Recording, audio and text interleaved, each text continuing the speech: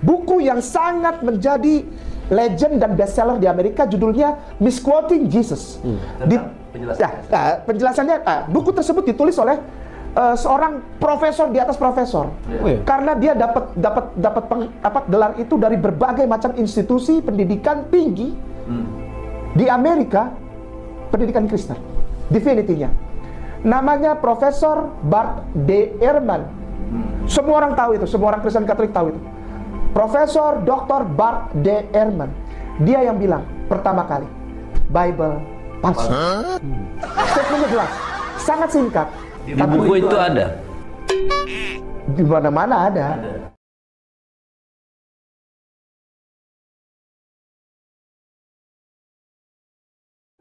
And many Muslims feel that kind of your vision of, or your conclusions, your historical conclusions of who Jesus Christ is more commensurate with at least the Muslim idea than it is with the Christian one.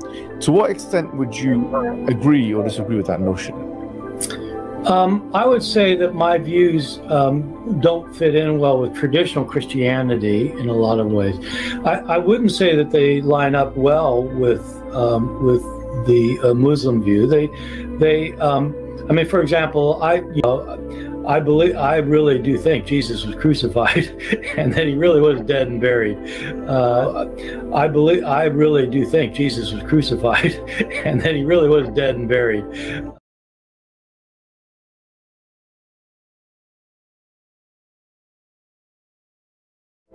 There's two things which I think may be of interest to you in Islam. One of them is that one of the necessary conditions for revelation, according to the Quran, is that there are no internal contradictions. And this is very clear. So in the Quran, it's mentioned, in chapter 4, verse 92, that if this book was from other than God, there would have been in it. Well, I know this is an important argument that apologists use for Islam. My view about this is, as somebody who is not either Christian or Muslim, is that that it doesn't make sense to me for humans to say what God has to do. If God wants to make a revelation, it has to be this, this, or that. It's got to be clear. It's got to be consistent. There cannot be contradictions. There cannot be manuscript problems. I mean, who says? I mean, God. I mean, you're talking about somebody who's beyond your imagination. I'm not a Quran scholar, obviously, but I would like to say a couple things about it. One is that it does seem to me that if a book is without contradictions, that has no bearing on whether it comes from God or not. And so it's impossible for a human to write a book that is without contradictions. That has no bearing on whether it comes from God or not.